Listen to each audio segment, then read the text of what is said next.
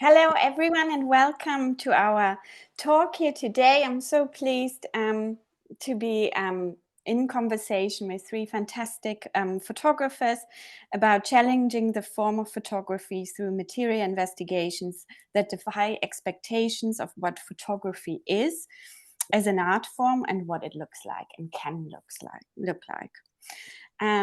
We are joined today by Lebohang Kganye, Mia Liu, and Alix Marie, three fantastic photographers and artists working with photography.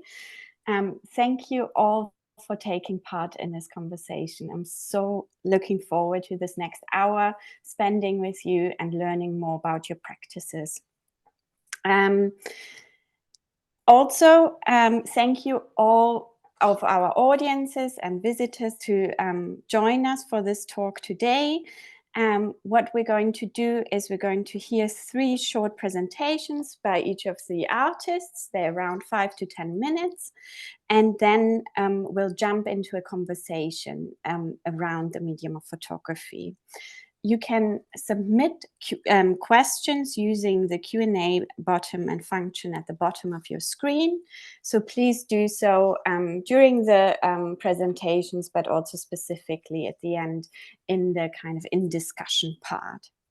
So we're going to start, and I'm going to introduce Lebohang Kganye, who's going to give the first presentation. She has received her introduction to photography at the Market Photo Workshop in Johannesburg in 2009 and completed the Advanced Photography Program in 2011. Among other notable awards, she has received the Grand Prix at Images Vive in 2021-22, the Paulo Cunha Silver Art Prize in 2020, the Camera Austria Award in 2019, and was a finalist of the Rolex Mentor and Protégé Arts Initiative in 2019. In 2022, Lebohang was selected as one of three leading contemporary artists to represent South Africa at the 59th Venice Biennale. And as the winner of the Foam Paul Hoof Award in 2022, she held a first survey exhibition at Foam in Amsterdam in Europe. Also a solo exhibition called Shall You Return Everything But the Burden has been commissioned, is showing a kind of commissioned works and currently presented by the Rautenstrauch Joost Museum in Cologne.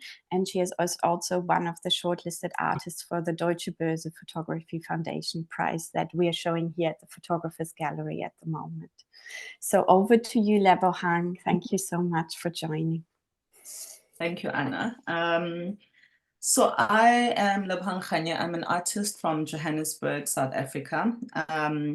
My practice focuses on the translation of oral history into photography. So I will start by presenting, so I'll be presenting three bodies of work. Gilefalaka, which is one of my earliest bodies of work. And then I will show a bit of the film stills from a film that was commissioned by the Bristol Festival, I think in 2020. And it was titled Dipina tsa Kganya, and then I will then lastly show the work that's currently at display at the Photographers Gallery in London as part of the Deutsche Börse exhibition.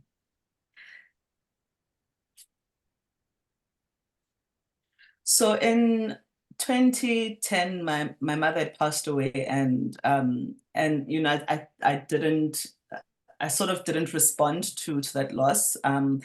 And about 2 years later, while I was finished with my studies, I received a fellowship called the Tierney Fellowship, and I started making this work, but I don't even think that at the time I was thinking about creating a body of work. So I was going through our family photo albums and I would realize that a lot of the clothes that my mother was wearing in in her photo albums, which, you know, at that age, or the age that she was in these photographs was in her 20s or in her 30s, that a lot of these clothes were still in her wardrobe. And so this is really how Gilefalaka started. So Gilefalaka became a two-part series. So it's got her story, which is the story of my mother, or this tracing of my mother's journey through these through these clothes, but also through tracing these locations where she'd been photographed. And then the second part is her story, which is the story about my grandfather. But I won't be showing those images. But that series is on my website. So Gilefalaga started with me then looking for these exact locations where my mother had been photographed, and starting to wear wearing for most of the images the exact clothes that she was wearing for those photographs, such as in this image. So a lot of the images were actually taken in my grandmother's yard. So some of them, most of them were easy to trace, but others weren't. And so I started to think about how clothes can become or can be thought of as an archive beyond just the photographic material or beyond documents, but also how a space can also be thought of as an archive. So going back to my grandmother's house where these photographs had been taken, and realizing how the place in some instances had changed, but also how to a large degree it had stayed the same.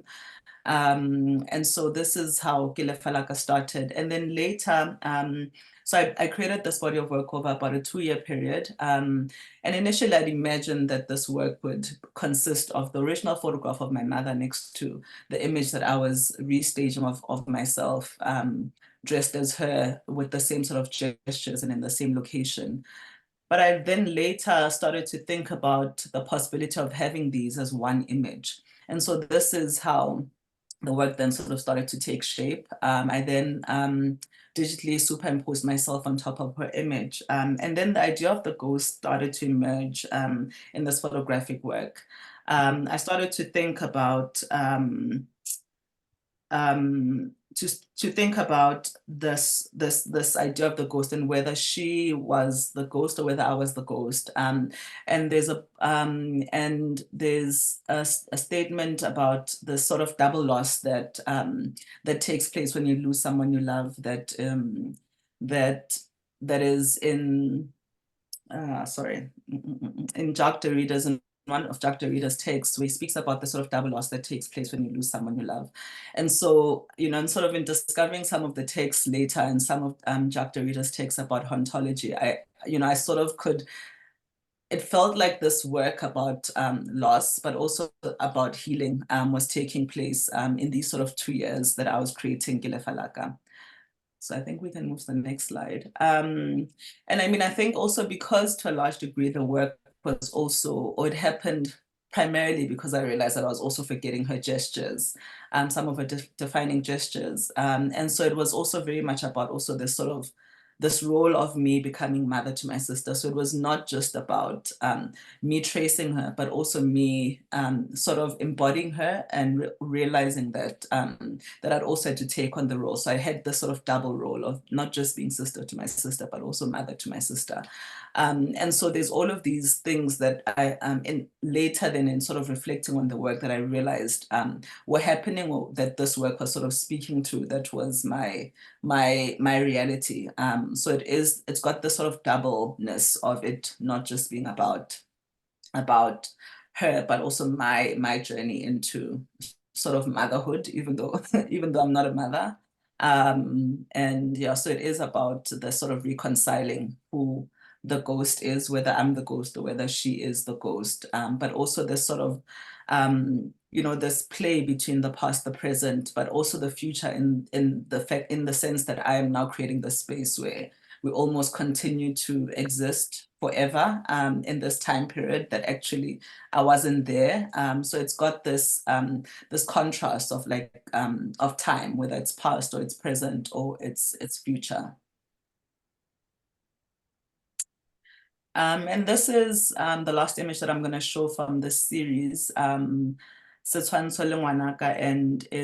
I think for me and I have 2 of these that are from when I was turning 1 year old. And so for me, I think that this image also speaks to this idea of time, in the sense that you're seeing me in the sort of double. You see me as both the child and you see me as an adult, but you also see me embracing myself as a child, and also my mom embracing me. And so for me, there's 2 of these which for me are so profound in this idea of just this play on time that photography allows us to do.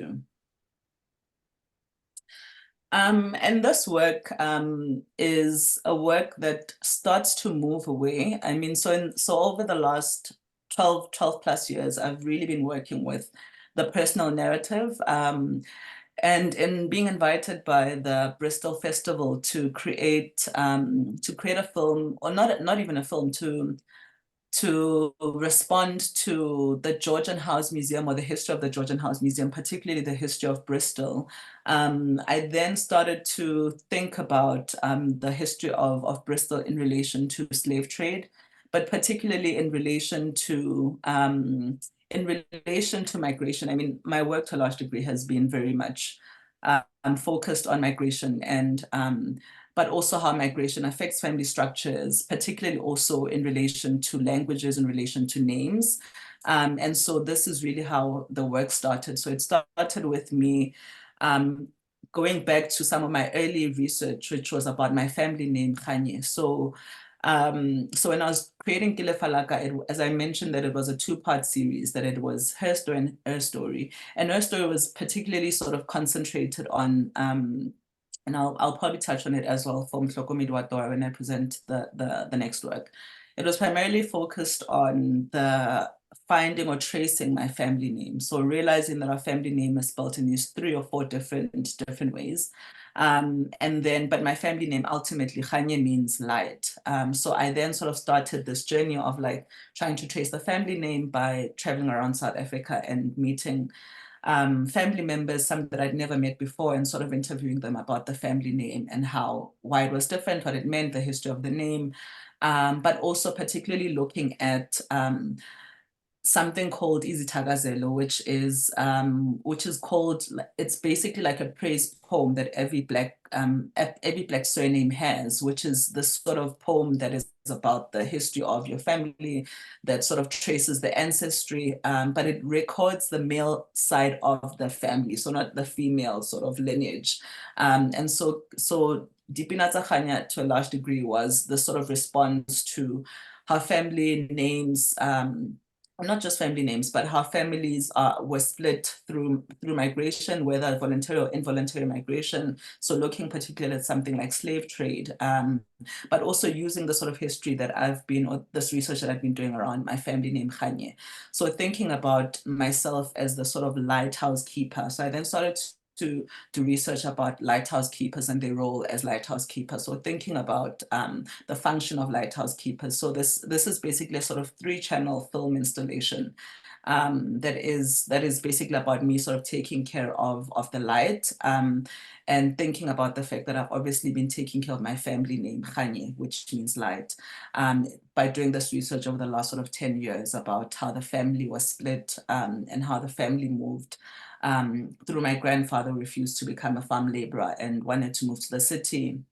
And also, obviously through apartheid and the sort of forced removals that happened, and how that sort of is the reason that the family name is that fragmented, or the family is fragmented.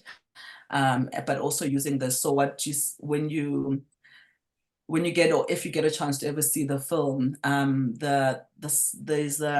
the sound part is an important part of it, because it's also the sort of recitation of this family name that my aunt, then this praise poem that my aunt then recited for me, and then we composed it with a jazz musician. And so this is the 3rd channel, is me basically playing our family name and this family, this praise poem. I think we can move to the next one. So the work that we are currently showing at the Photographers Gallery is Mhlokomedi wa Tora, which means lighthouse keeper. So this is, so this really starts with, or started when I was creating her story and was doing this research about the family name. So I'd been traveling for quite some time around South Africa, trying to meet family members, trying to locate family members that I'd never met. But I was interested in the family name, even though the story ended up becoming about my grandfather, because he was quite central by being the one who refused to work on the farms and moving to the city.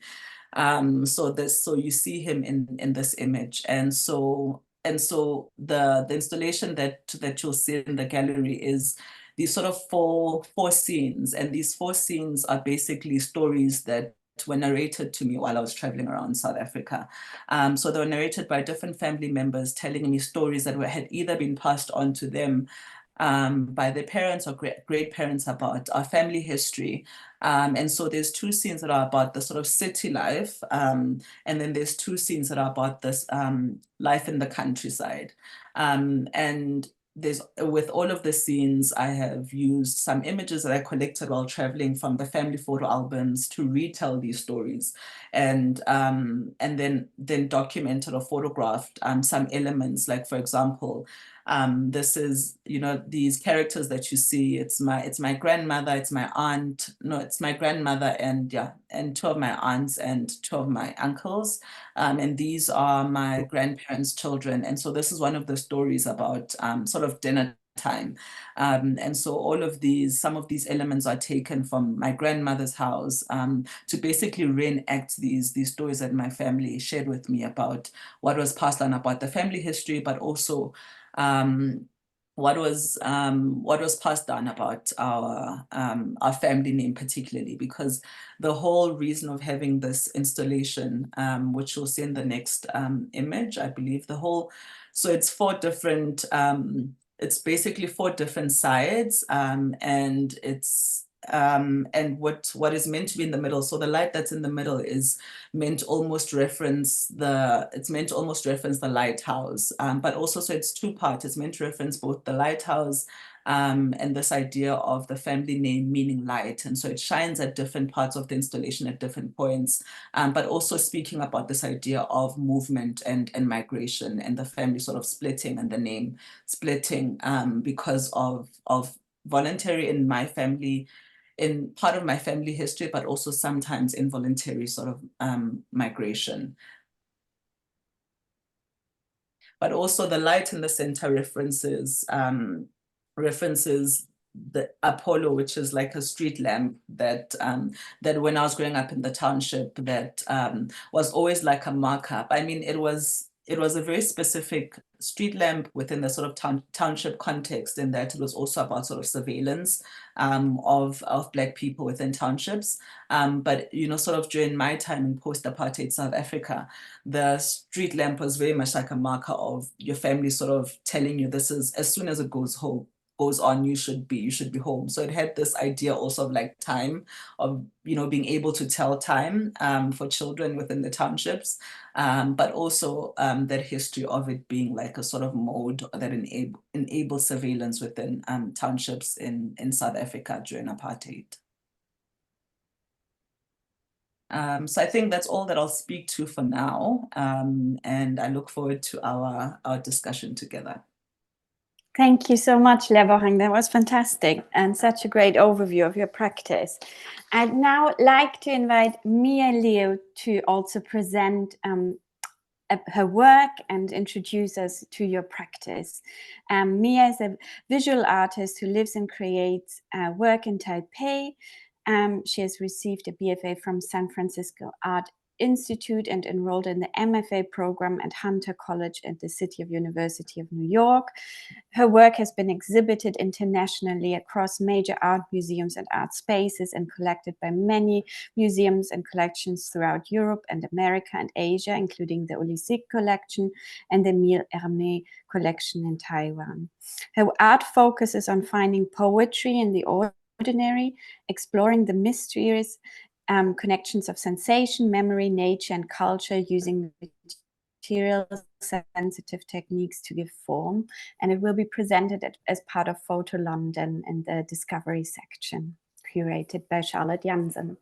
Mia, thank you so much for taking part and for presenting your work. Okay, thanks. Hi, this is Mia. So as I say, I'm from Taipei, Taiwan. So I just still want to go back to a little bit of my background, even though I graduated from painting major, but actually before the painting major, I stayed 2 years in a department. It's called New Genres. I think there is only one department, New Genres, in the US.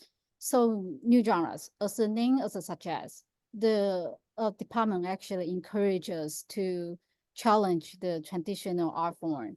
So, which I later on in my artist career, I just challenging and continuously to different kind of form. So if I use art form to describe a literature form, I would say my work of art are more like portrait, a lot different short poetry.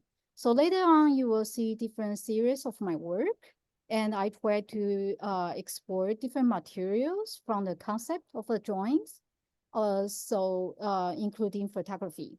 And I love to hybrid all my series of artwork, and I create all the system. I call it a drawing system.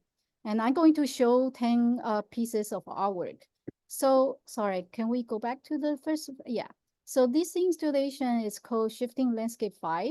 I basically fold my drawings to become origami and extend them into a space to create a different changes in the landscape.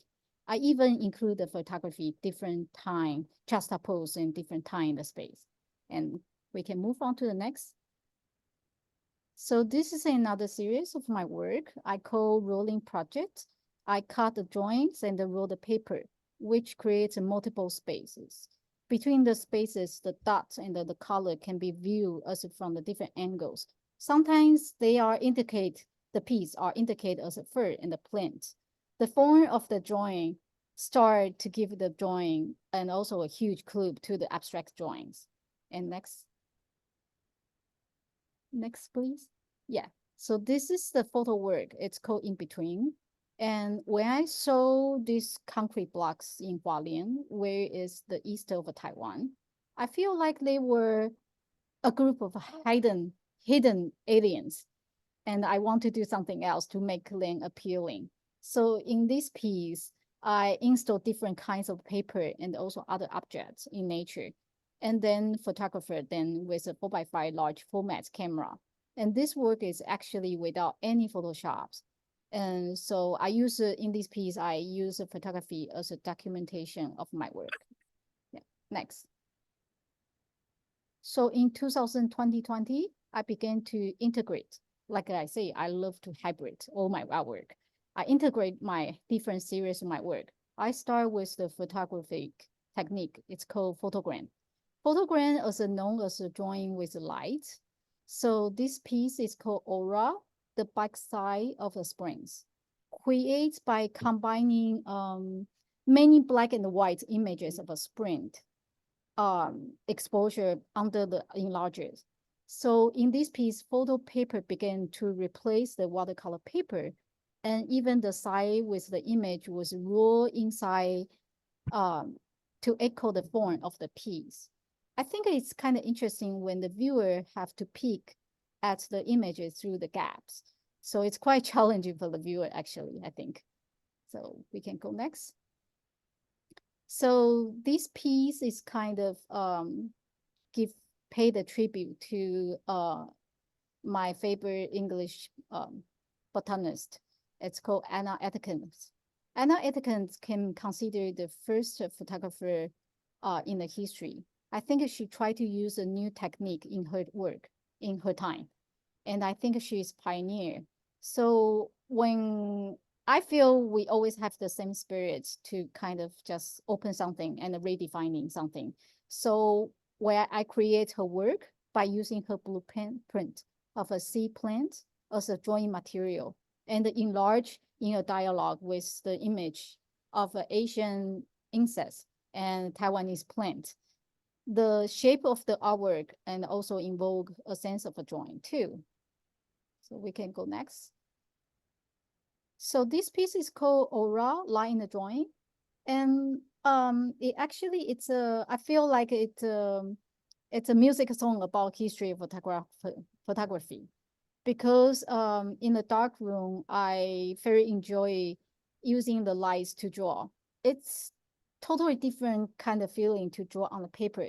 It's like drawing in the air, but something happens, but nothing happened. So this piece, I combine two light drawings. One is a traditional darkroom drawing, and another one is a digital drawings in the Photoshop.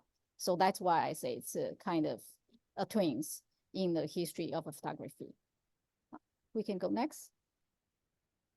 So later on in the dark room, I try to go out.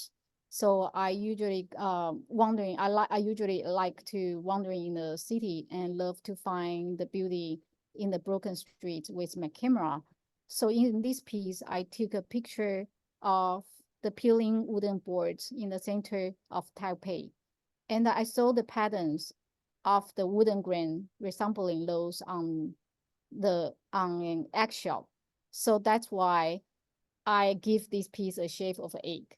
This piece is called Desolation and the Rebirth. Okay, we can go next.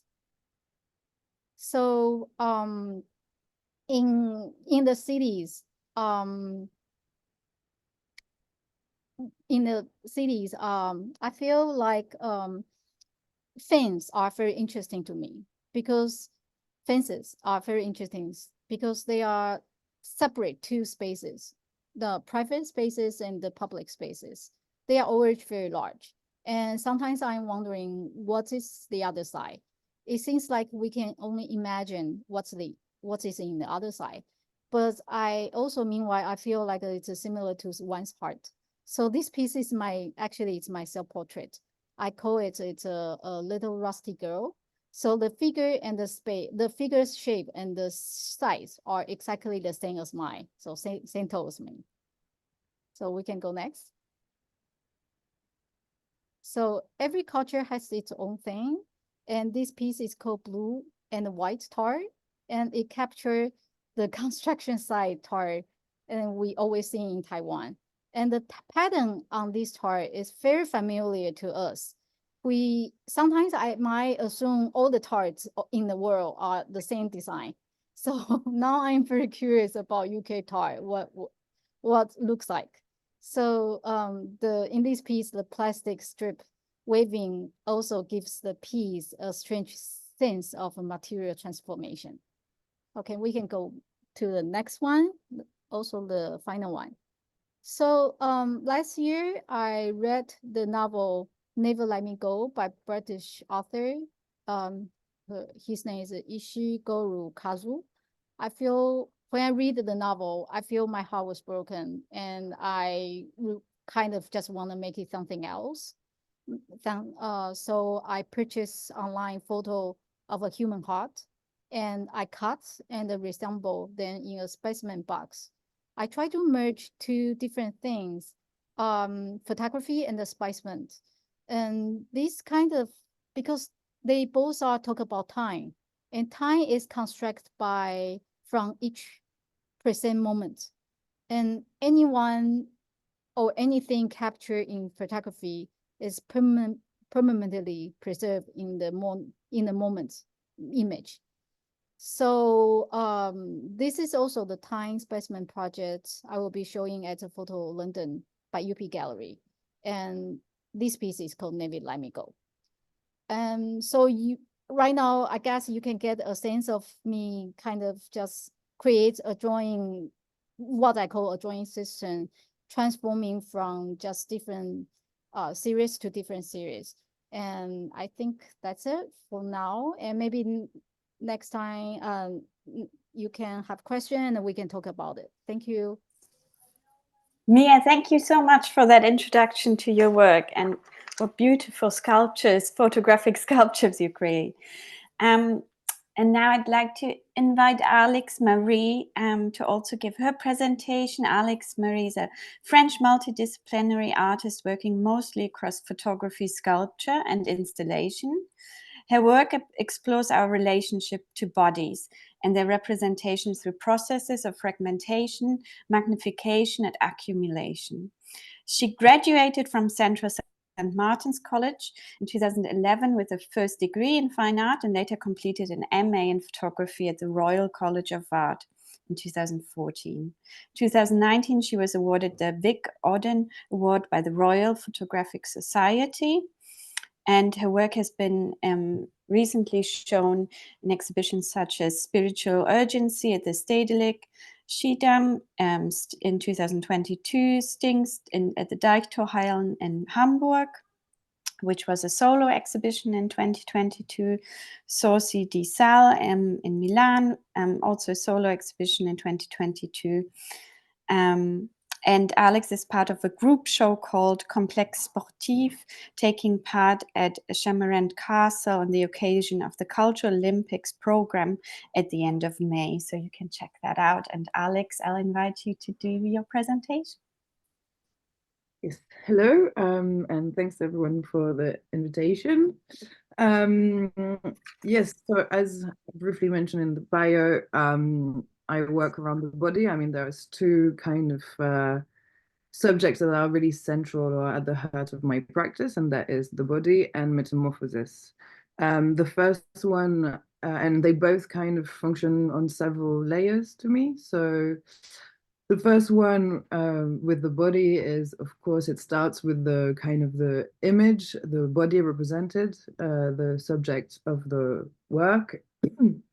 In generally, or like a lot of the times, I kind of pay attention to gender stereotypes or the history of representation of bodies, or even the contemporary kind of pressures or non-diversity in the depiction of beauty, aesthetics, etc. And then there is the layer of the body in the medium or the material. So how to give the photography a body in itself and how to make it cross through 3D. And then there is my own body making the work. So kind of a labor that it entails, and sometimes crossing to self-portraiture, or many times intimacy is also like a trigger in the work. And finally, there is the body of the spectator or the audience, where it's quite important to me to offer a physical experience in addition to a poetic or intellectual one. And then, so this is kind of put in parallel with another red thread of my practice, which is metamorphosis. And that's kind of like of materials and mediums. So I often choose materials that in themselves kind of change, have the capacity to change state, and mediums again. So how to, with photography, for example, how to turn it to a sculptural installation. Then there is the metamorphosis of the body through time in the subjects that I depict, but it's also the metamorphosis often within stories. So I work a lot with mythology as a trigger or reference in my work, because I'm really interested in the persistence of myth and how they affect us still today. And so often I reference kind of metamorphosis within like oral stories of mythology or fairy tales, and the evolution and how the stories change themselves through time is often referenced in the work as well. So in a sense, I think there is also a crossing between intimacy and mythology in my work. So as for example, this is a show called La Femme Fontaine, and yeah, I really believe in content and form coming together, and often the space or the place, whether it's geographical or architecture, where the work is being commissioned is important in the development of the work. So for example, with this one, because it was for Materia Gallery in Rome, I decided to work on the myth of Niobe, who in Greek mythology, Greek-Roman mythology, was turned into an ever-crying stone sculpture in punishment by the gods. And so here there is already the play between sculpture and photography, in the sense that on the walls you had X-ray from antique sculptures from the V&A, and there were patriarchal gods, but I decided to render them ghost-like and flat, whereas the sculptures on the floor that were kind of water features, to me were very close to the way I photographed, because they were like incredibly detailed and close up. And they also like kind of reference the photographic lab with all the kind of apparatus around them. That was just briefly to, I wasn't planning on talking about each works because I thought that would take too long. But yeah, this is a show and a whole body of work around bodybuilders. Yeah, but maybe we can like cross over to the conversation, if that's okay. Yes, absolutely. If you want, thank you so much for introducing your work, and thank you all for introducing it to our audiences and to me. I thought one of the first ideas while viewing your work and preparing for this talk, I was stunned by obviously the idea of photography and its relationship to other disciplines. I'm calling in today from the Photographers Gallery, where I'm a curator, and it's a medium-specific institution, and it had its place, of course, and it still does, in terms of challenging or showcasing photographic work. But over the years, it also has challenged this sort of medium-specific idea of an institution and a gallery. And I was wondering, especially in your work, because you reference and use so many different ways of working, if it's installation, sculpture, drawing, origami, film, that the work kind of sits between disciplines. And therefore, I was wondering if you could respond to the idea if kind of a medium-specific discipline still makes sense, if that's something that draws you in, the idea of what photography holds as a potential for creating work, or if it kind of draws you away as well into other forms and how you use it in your work. So if you would like to kind of respond to that in a way, if photography still does something interesting, or in terms of its validity as an art form, or if you kind of in your work feel that this crossing of disciplines is actually what you're interested in. I think well, for me, first of all, I think the fun, it's my, like, I always to play with it. Like, so when I really to cross over or different disciplines, it actually started from the curiosity. Oh, how about if I can, hybrid this and to that, what would happen? So that's kind of my essential of my artwork. So, but it's like a poetry. Sometimes, because I'm not really focusing person. I'm like, my mind always goes to like wandering like all over. I'm like always in the daydream. So that's why when I see so many things in a city, different materials, and even in different artists' work, I'm like, oh, what if I can take that part and into my work, or what if I can do things? What will happen? I guess that's the I guess that's just something that I wouldn't. It makes me keep going and going to make more works. And also I think interesting thing is I don't really think about genres. So when I doing this curiosity, I don't really think about, okay, it's a photography or that's a sculpture. Because like I said, before my painting majored, I was in the new genres major for 2 years. And new genres major, I don't think they have, it's really weird major, but I really observe a lot when I was in the student. So that's why I guess in the new genres, we were educated that there's no boundary between those things. So you can do whatever you want. I guess And that's that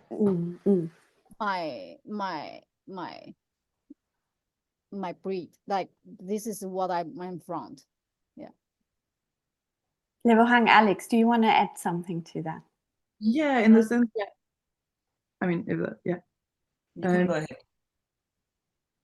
I think I mean I agree, like, that these are perhaps not necessarily valid today, or at least I think the validity comes more from the context of like the art market or like studying, etc., rather than your own artistic practice. However, I really believe, and I think maybe because I'm so interested in the materials, that once you use something specifically, it has a relationship, and there's a reason for that. And I think that's actually really obvious from the three presentations. You know, like whether it's Mia's reference to Anna Atkins and the cyanotype, or like the reference to photography and memory, and all of those things are, I think, kind of show that the artist pays attention to the medium and the history and its abilities, and not, and that's when for me it works, rather than like you can sometimes go to a contemporary art context and someone uses photography without like any clue of like the specificities of the medium, and you can really sense that sometimes. I think from my end, coming from a country like South Africa, which has like a deep history of like photography in relation to sort of this anti-apartheid struggle, I think coming to my photography studies, my sort of real interaction like with photographs was that, but it was more so in terms of just like physically interacting with photographs. It was the family photo album. And so for me, that's why that really becomes my starting point for like for a lot of my earlier works. And so it's really become like something that I've kept on coming back to, this idea of like how families were able to sort of construct a history through, or even like a storybook through this family photo album that they were putting together. But also how it was not just in relation or in contrast to all the other imagery, all the other images that we were sort of consuming from media, which were very necessary about the sort of anti-apartheid struggle. These were stories that were very much also about the sort of fantasy and the sort of idealness. So this photo album was a space for families to sort of create this storybook. This is like, which is like a sort of fantastical space that isn't necessarily reality. And so this is why I was also fascinated with photography, but photography's ability also to not just become about reality and history, but also it as a space of like memory. Sorry, it as a space of fantasy, which for me the family photo album was that. But also it was a space where families could tell their own narrative about what South African families look like, and also decide how they wanted to be documented. And so for me, I think how I've always used photography has really been very much about that. My sort of initial engagement with images, the family photo album, which was like very much about fantasy. So yes, it's about history, but it's about fantasy. And so that's why I think I sort of always play with this idea of the fragmented image, to sort of even stretch further this idea of images as a space of sort of fantasy. Yeah.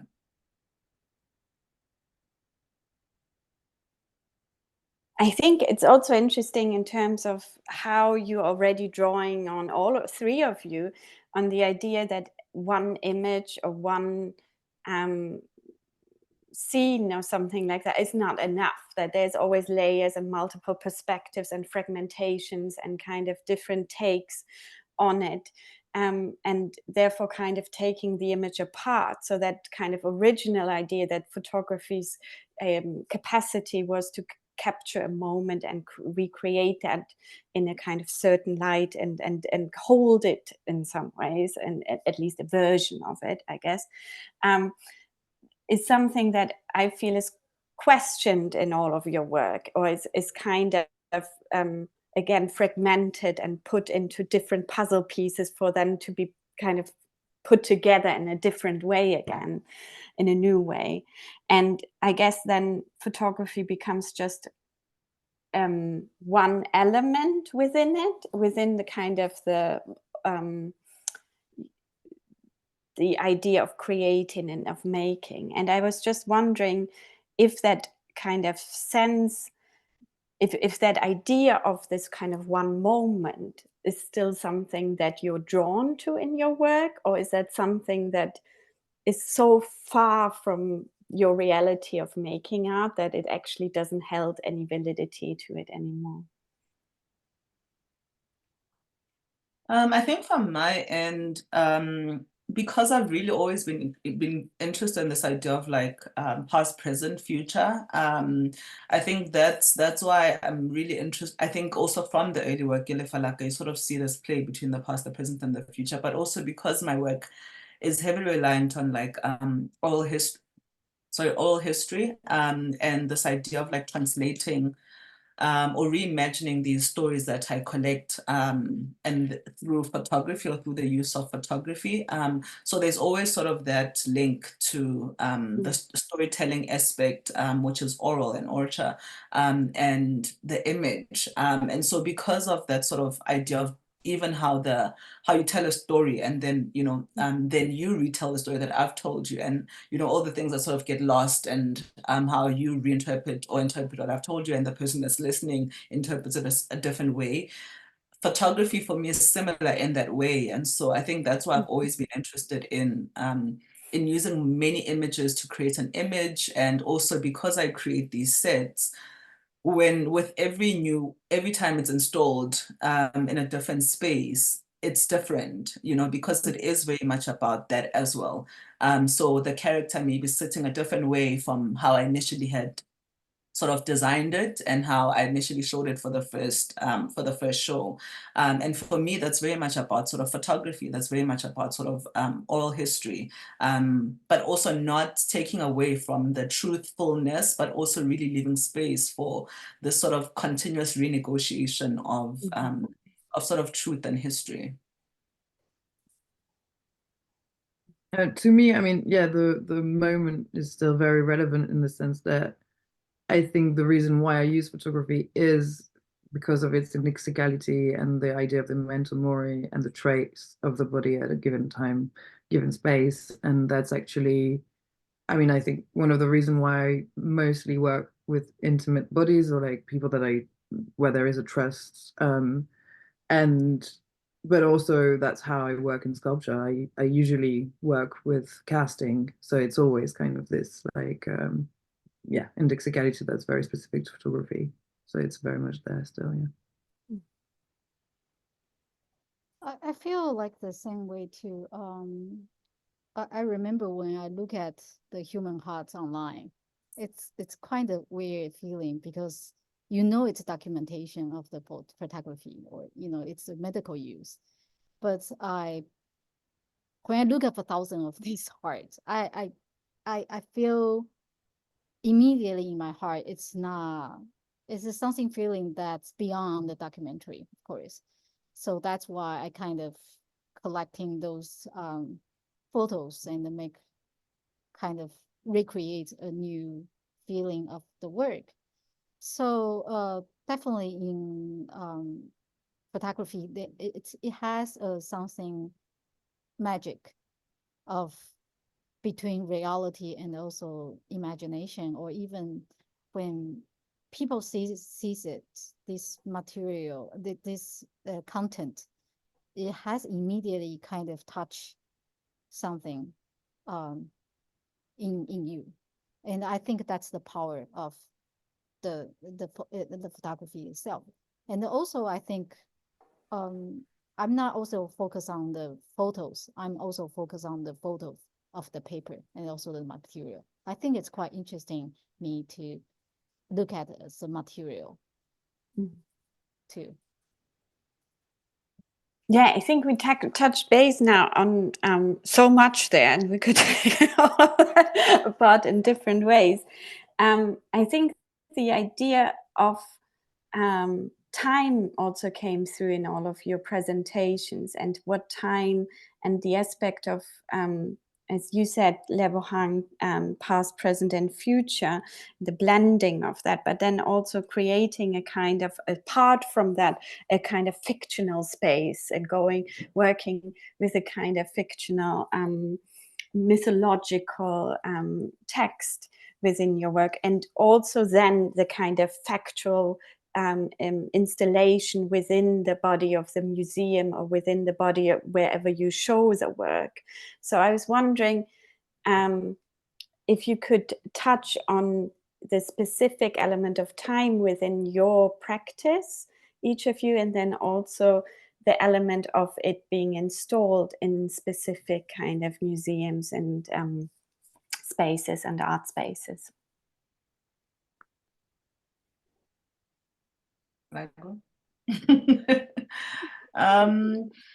So I think, I mean, I did speak a bit to this idea of like time, which for me has always been quite central. I think also because I've always been interested in stories that come from family members, but also particularly stories about a time period, to a large degree before I was born. And so I think this idea of like wanting to understand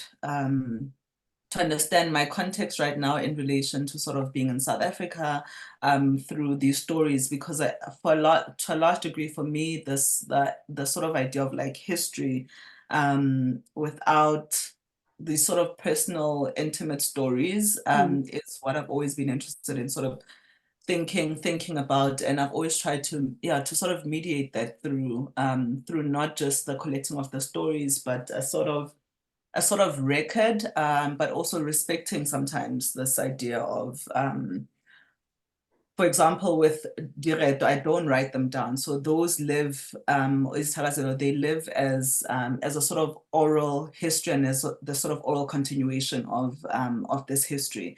And so I don't, even as I use them, I sort of respect how they are meant to exist. So I think for me, it's always been this idea of passing on history, I think, from a time period that before I was born, and sort of creating space for it to sort of live on through I don't know, through different ways, but still respecting the time, respecting how it's meant to exist. I'm sort of answering my own thing now. I got lost in it. That's all right. Alix, I was also wondering, especially in your work in terms of the kind of the characters and the stereotypes in terms of gender stereotypes, there is something almost like fictional text around it as well, and how we live in kind of a social norm. Live that out through our bodies and through our understanding of and then how representation, how that is represented within your work specifically. And I was wondering if you could talk a little bit about that, gender stereotypes and also the role of the woman within the work. Yeah, I mean, I think so I'm very interested in stories that cross history, but also because I mean we also know that history a lot of the time, depending on the context, are kind of fictional stories as well, depending on where you are. So I'm really interested in how every time kind of go looking back at the context, but also why do some of those stories kind of cross time and how they evolve and what that says. And also, I guess, in an effort to use them, question them, digest them, to kind of redeliver and change stories, because I think we need new stories, basically. So, I mean, just as a example, maybe like when I worked around the myth of the siren or the mermaid, that's kind of what constructed the piece, was to kind of dive in the history of the myth and realize that the Greek siren is half bird, half woman. She's a man-eater, she's a threatening symbol, and she's not in the water, she's on a rock by the sea. And then when that myth meets the Nordic myth, then that's when she becomes half fish, half woman. And then Andersen comes in, and the story becomes the actual opposite for femininity, where it's the female victim who loves the prince, gives out her voice. But in a way, these two kind of stereotypes are not helpful for the construction in stories or fairy tales that we tell to children, because in both sides, they're not I mean, you can't really escape a cliche of femininity that's not really helpful. So that's kind of what I'm interested in. And in the same, to respond to your question about how those also shift through museums and shows, like in the same than Lebohang, like I love to adapt projects. I mean, some pieces grow in time. So for example, Orlando, which was the first slide, which was my degree show installation, every time I remake it, it's a monster that grows exponentially.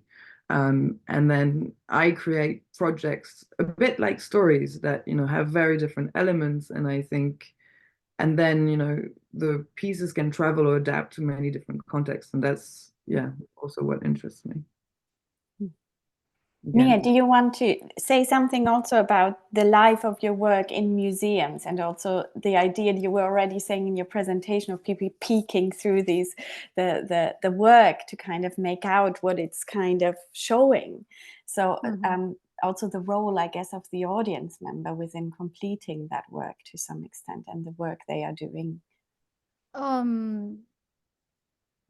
I think it's interesting to kind of challenging viewer, because sometimes a lot of my work, especially like the shifting landscape 5, people have to go around and also there's a space between, there's a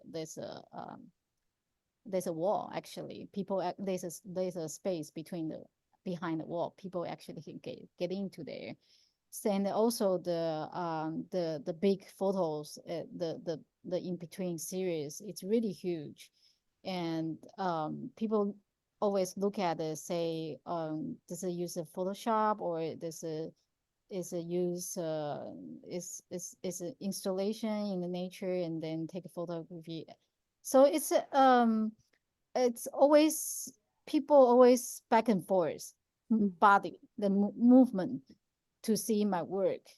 And I feel like there's a echo between the viewer. And I think it's quite interesting that engage the viewer I kind of force them to engage their body to see my work, because my work has a lot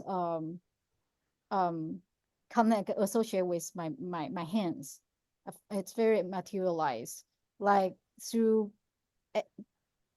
the time, because when I'm making the work, you know, in a studio, usually they takes a lot of time to make, and also so the time, and also it's like a 5-second pass.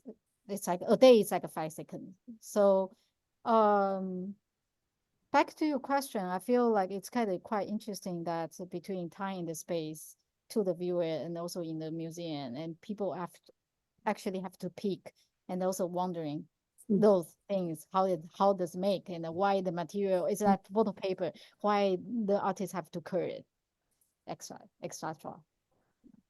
Yeah, I guess that's a kind of something again in your work, Alix and Lebohang. Also, the role of the audience member becomes quite important in terms of, again, completing the work, or maybe bringing its own interpretation into your work. And do you consider it while making your work as well?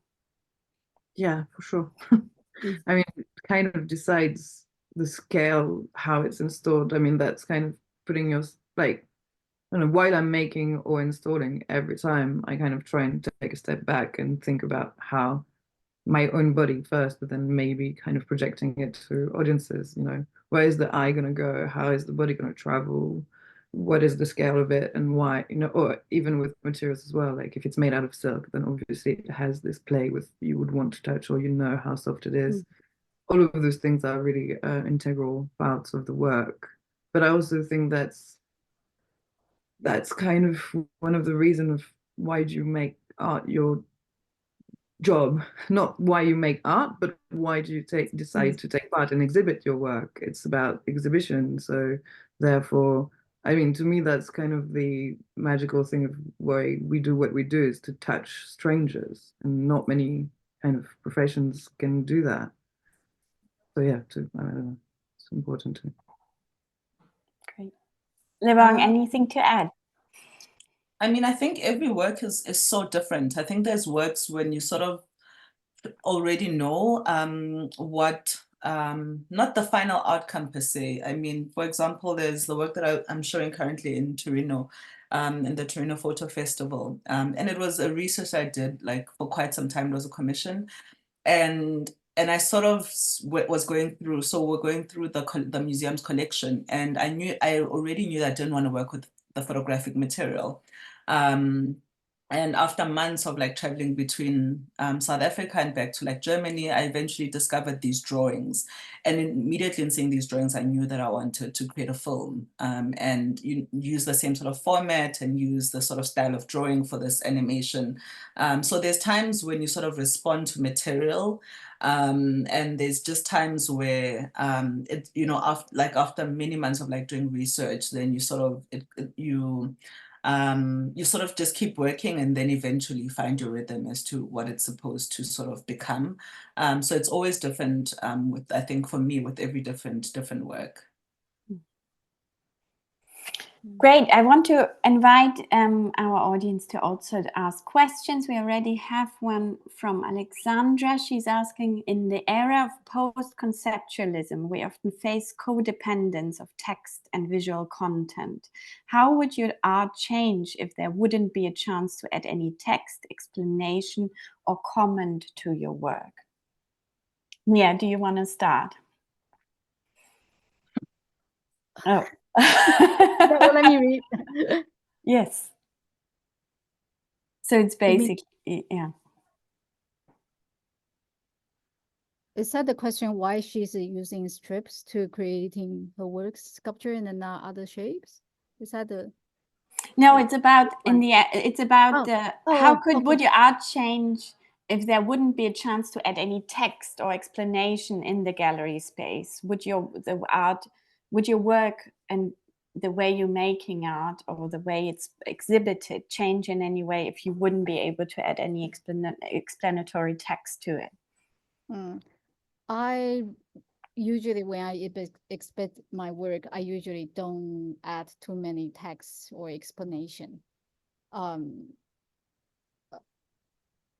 If the work has profound like family stories, and I want the audience to know, and I will add a small pieces of text, or maybe handwriting on the wall, and if people see it, then see it. If people don't see it, don't see it.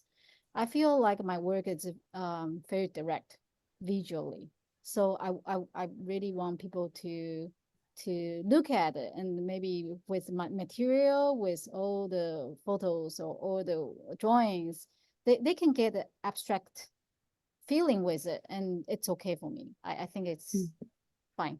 Yeah. Lebohang. Oh, same. I mean, the same for me. But also, what you can't see in the still images is that a lot of my installations involve water, sound, actual sound pieces. So it's kind of an environment where there is text, there are voices that speak to you. So it's that they're not explanations per se, but there is stories. Mm-hmm. Yeah, and I think that that doing research on like some of the thematics within the work is sometimes, I mean, I'm a sort of research-based photographer. I mean, artist rather. I think research is a huge part of the work, and sometimes it's not about necessarily the sort of written text. As you know, sometimes I said I use oral history, and that's what informs the work. But I don't think that the work would have less of an impact without text. I think that there is value in sort of having the sort of research come through in the work in different ways, whether it's through the sort of monograph that you then have for the work, or like an exhibition text or whatever, to give people insight. But that doesn't mean you're over.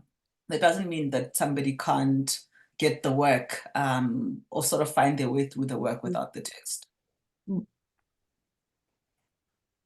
Yeah, I think also, I mean, in terms of curatorial practice, I think it's the idea of explaining the work too much already in text, it almost doesn't make sense. You want the audience to experience and feel it in some ways, and then kind of, yes, give an introduction, but not give almost everything away, because otherwise it just feels like there's something amiss. Why would you go to exhibitions if you could just read about it? It's about experiencing it, isn't it? So I completely agree with all of you. And then we have another question. Do you consider the photos of your sculptural and installation works as photographic work? I think the person didn't listen to the beginning of our talk, but in terms of, yeah, these kind of medium specific distinction, would you consider your work photographic in that way? I believe you would in many ways. I think I work with photography. I mean, even if the work sort of ends up as a video, but it's still moving images, or if the work ends up as an installation, half of it started with like sort of photographs, and then it sort of then becomes this sort of these fragmented images. So so it is very much reliant on photography, even though it's not like traditional documentary photography. Yes, there's a difference between photographic and a photograph. I consider some of my work photographic, but it's not a photograph. Yeah. True. I sometimes think it's interesting because when you look at the film right now, the film you can use in the movie, but also the film you can use in a video, contemporary video art piece, but they both are use film, the same medium. So what I'm saying is the photography, it can be used different genre and also context. So in my work, sometimes I use photo drawings or photography drawings, or sometimes when I pop in my mind in the lecture or in anything, the dialogue and discussion, I use different words to describe my work. So the answer actually will change during different contexts. Absolutely. We have another question for you specifically, Mia. Why are you using strips to create your photographic sculptures and not any other shape? I actually trying different shapes. It hasn't really success. So, but like I say in the lecture and in the presentation, I love my work to sing as a fur or a plant. This is something I really can't answer why, but I just like it. It's something touch my heart. I know it sounds so not contemporary, but sometimes I, we are all from academy, but I still believe that something that's crucial, that's important. That's something you have no idea, but you believe it. So great. Well, I'm aware of the time, and we already spent a bit longer than we were planning on. I just want to thank you all again, and it has been such a delightful hour, and I've learned so much from all of your presentations and from the conversation, and thank you so much for your time and for your work. All right. Thank you.